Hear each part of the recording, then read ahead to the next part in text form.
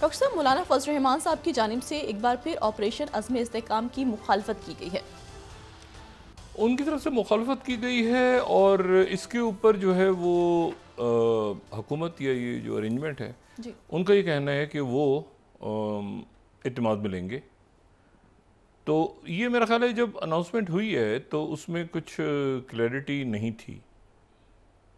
मुझे कुछ हद तक शायद क्लैरिटी थी कि मेरा तो ये ख्याल था कि ये चूँकि इस्तेकाम के लिए ये कार्रवाइयाँ होंगी और इंटेलिजेंस बेस्ड होंगी और माजी में बड़े सख्त ऑपरेशन हुए हैं, इसमें भी सख्ती होगी जहाँ पर दहशत गर्द होंगे या इस तरह के। लेकिन इसमें दूसरी जो बात थी वो ये कि इसमें इंतहा पसंदी को रोकना, और मैं बातें बहुत दफ़ा दोहरा चुका हूँ कि उसमें शिद्दत पसंदी रोकने के लिए तमाम माशरे के तबकात को उसमें फाल होना पड़ेगा। जहाँ हार्ड कोर टेररिज्म है, इवन हार्ड कोर टेररिज्म को रोकने के लिए भी आपके माशरे के तबकात को एक्टिव होना पड़ता है कि यहाँ कोई सुसाइड बॉम्बर तो नहीं है, घर किराए पे कैसे देना है। वो पुरानी सारी बातें जो हैं वो एक दफ़ा लोगों को रिवाइज करवानी चाहिए। और मेरे ख्याल से आने वाले दिनों में ये पहले तो क्लैरिटी आएगी ना कि ऑपरेशन है या इसका नाम मतलब है कि ये किस अंदाज का ऑपरेशन है। क्लैरिटी 2-3 दफ़ा आई है, लेकिन मज़ीद आने वाले दिनों में बहुत आ जाएगी।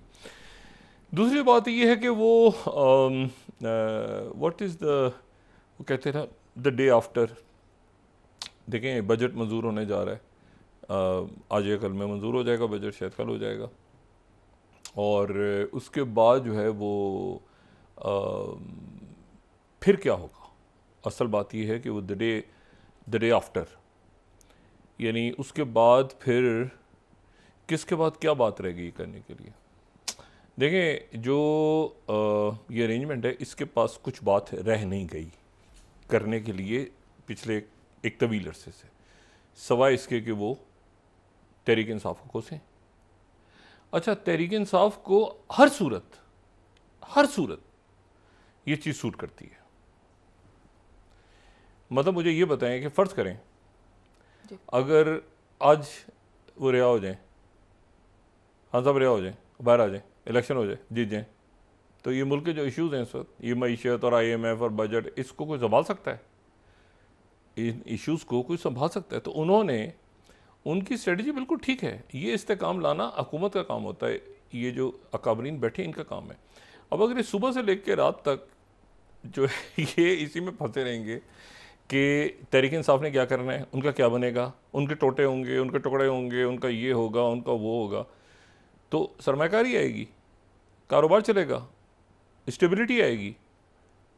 ये आपके नौजवानों की तालीम, आपकी जो अगले चंद महीनों में जो यानी एक हालात क्रिएट होने जा रहे हैं मुल्क में, जिसकी ये ख़ुद बातें कर कर के बार बार कि IMF के मामलात और उसके बाद बिजली के बिलों पे भी और इधर भी, और कभी पेट्रोल बढ़ जाता है 7-8 रुपये, और इनसे बात भी कोई नहीं कर सकता, इनसे बात कोई कर ही नहीं सकता, ठीक है ना, क्योंकि ये अपने आप को पोर्ट्रे ऐसे बिल्कुल करते हैं कि अदालतें और इस्टेब्लिशमेंट हमारे साथ है, जैसे कि हमेशा लोग करते रहे माजी में।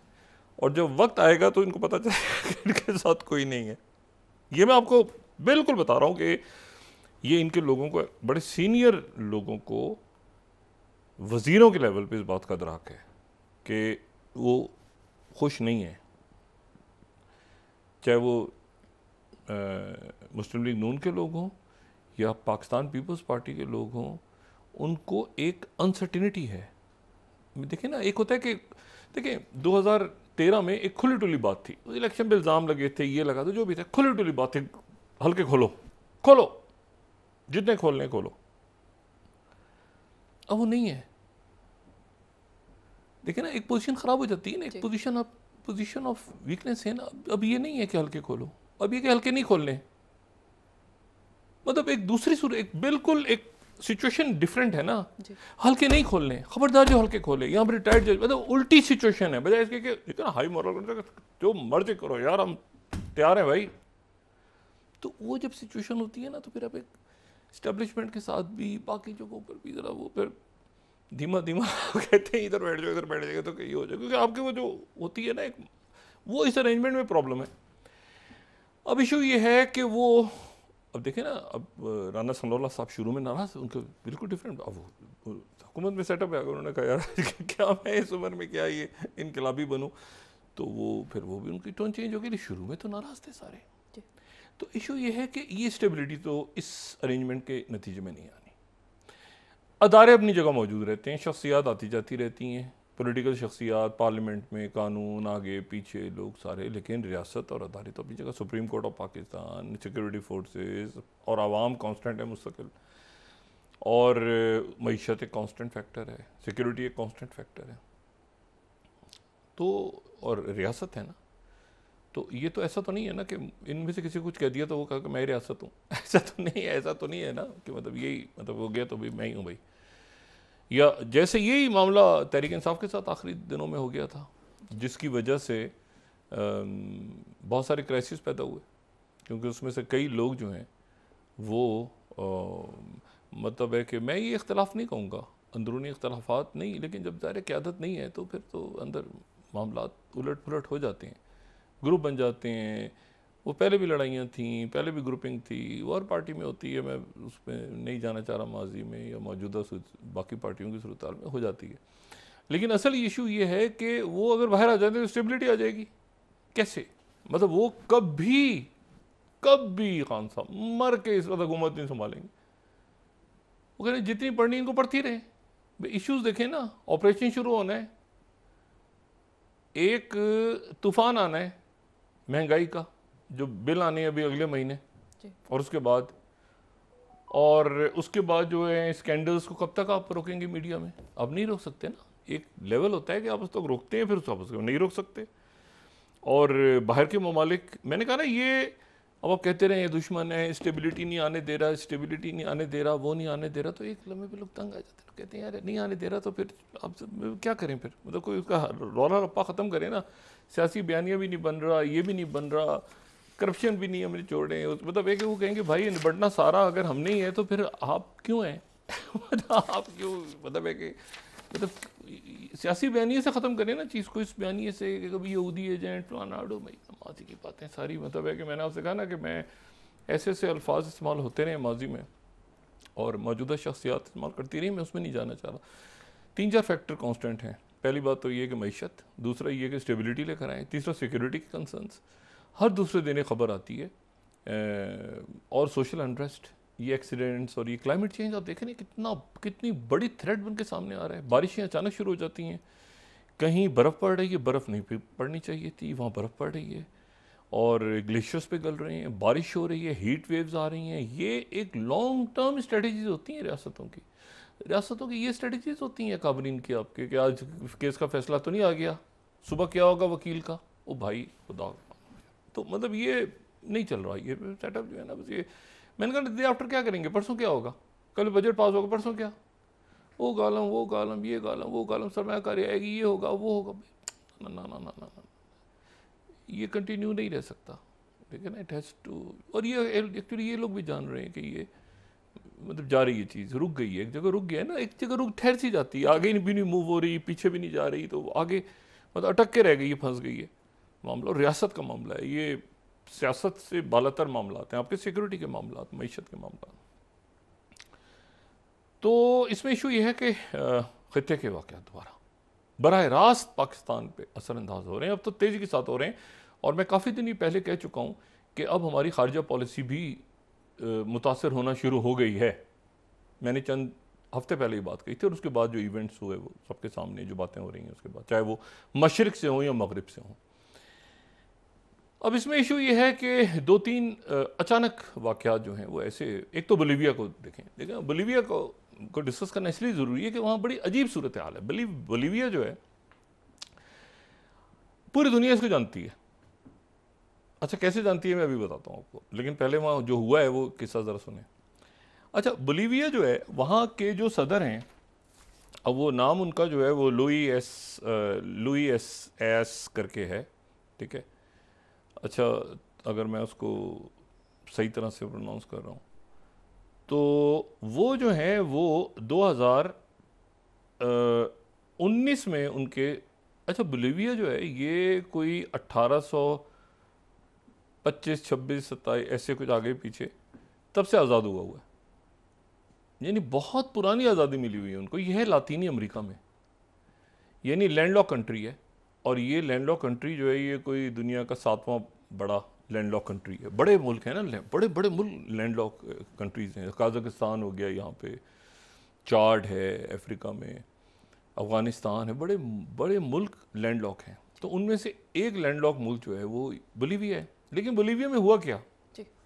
बोलीविया में ये हुआ कि वहाँ पर जब से बोलीविया आज़ाद हुआ है तो वहाँ 109 दफ़ा बगावतें हुई हैं। 109 दफ़ा एक ने दूसरे का धड़न तख्ता कर दिया। वो उस वक्त से, जब से, यानी आप समझ लेना कि वर्ल्ड वॉर से भी पहले, और आप चले जाए ना 1825 या 30 से, जब से भी वो आज़ाद हुए। अब इशू ये है कि वहाँ पर फिर स्टेबिलिटी वहाँ पर आई, और वो स्टेबिलिटी आई वहाँ पर यानी कोई आप समझें कि कोई एक उनके जो सदर हैं, जो अभी जिनका टेन्यूर ख़त्म हुआ, चंद साल पहले टेन्यूर के ख़त्म हुआ, वो उनको हंगामे शुरू हो गए और उसमें उनको मोरालेस उनको इस्तीफ़ा देना पड़ गया। हंगामे शुरू हुए और इस्तीफ़ा देना पड़ गया।